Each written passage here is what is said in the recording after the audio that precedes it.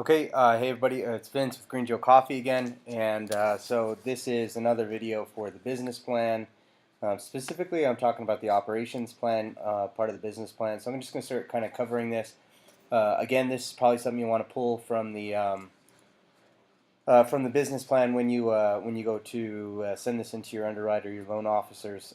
So one, we have booking events. So it says when clients inquire about truck booking, the main question is who will be purchasing the coffee, right? So that's where you're going to go into, is this a private or a public event? If it's a private event, the host pays for it.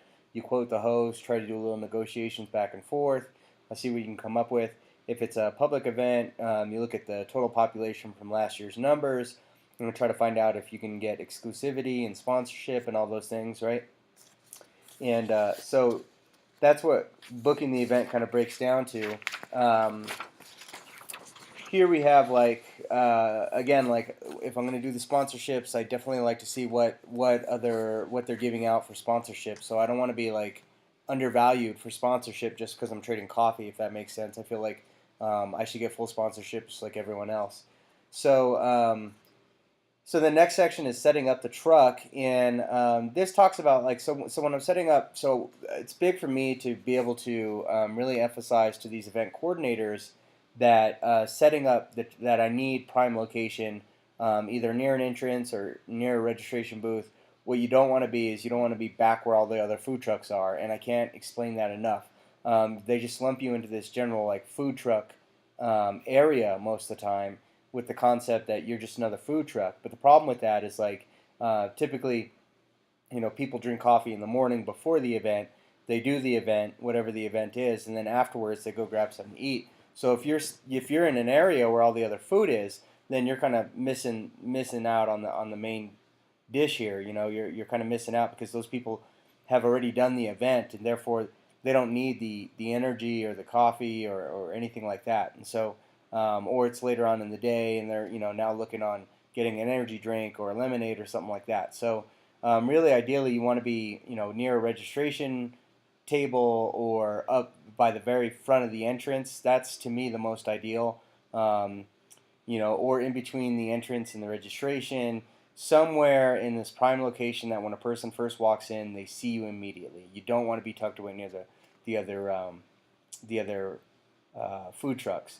So if you can't, for whatever reason, if you're not able to do that, big festival or something like that, then the other alternative, and you can also do this in small festivals, even with good location, is using A-frames, little signs to kind of post around the area to direct traffic towards you. So say, for example, if I were in a bad location, or maybe I'm even in a good location, I might put A-frames in a parking lot as they're walking up into the entrance, and just start kind of priming the pump as far as getting them thinking about coffee. Maybe at the registration line, what I'll do is I'll put an A-frame with my menu on it. So while everyone's standing in line, they can take a look at my menu and get an idea on what I have.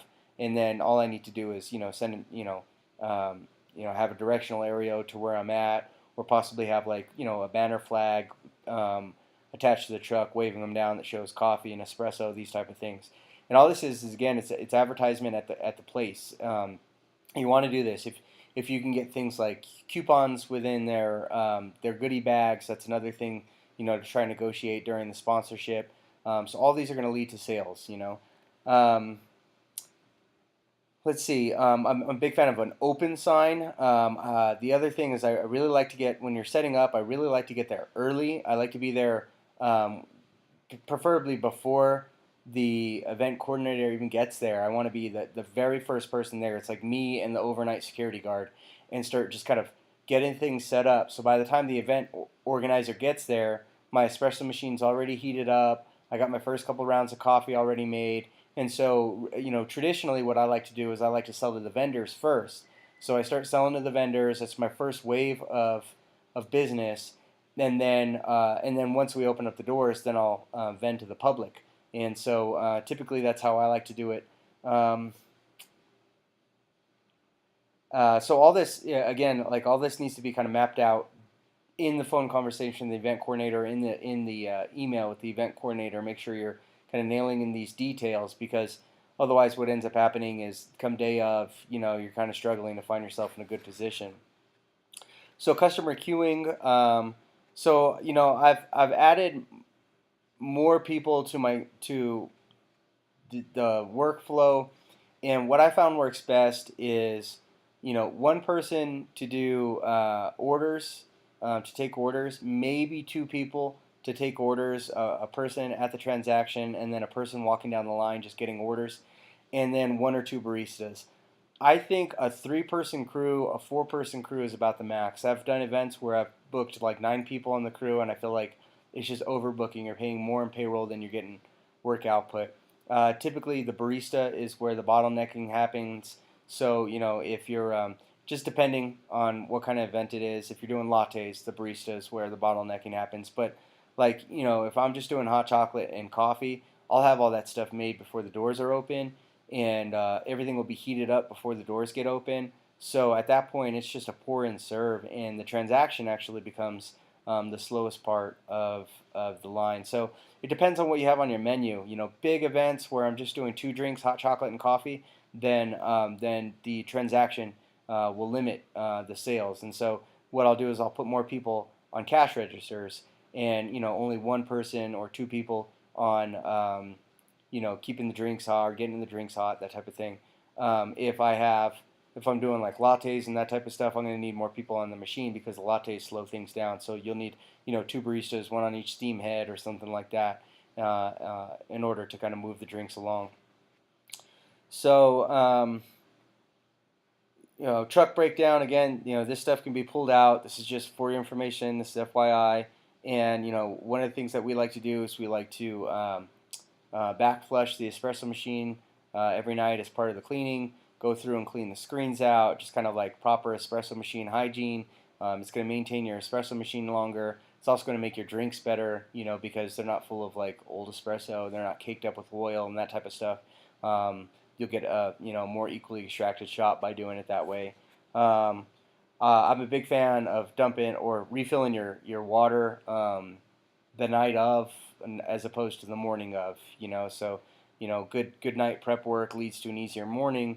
Especially when you're real tight in the morning. You're waking up at 4 a.m. because you got a start time of like 5:30 or 6. You don't want to have a bunch of this like kind of tedious stuff that could be done the day before on your to-do list. You want to get as much of that stuff off as you can. Load up your cooler full of milk and ice the night before, all that stuff. So that way, ideally, you can just get in the truck and drive straight to the event, start your generator, and go. So that's kind of the stuff on that. And then the GI party, those are just where you break everything down, pull everything out of the truck, and scrub it down with a toothbrush type of thing. You're gonna find like in the deep nooks and crannies, milk finds its way into some pretty odd places that you're gonna need to scrub. And so it's important that once a I do it like once a season, like every 3 months, or we'll go in and just pull everything out, do a nice full GI scrub. It's good to have two people on board while you're doing that. So that's that one. Where you store it is kind of up to you and your city code. Things like commissary kitchen code. Some of these cities require that you store this thing at your commissary kitchen. So that's up to you and your city code. So okay, so that's about it for the operations section. Yeah. Okay.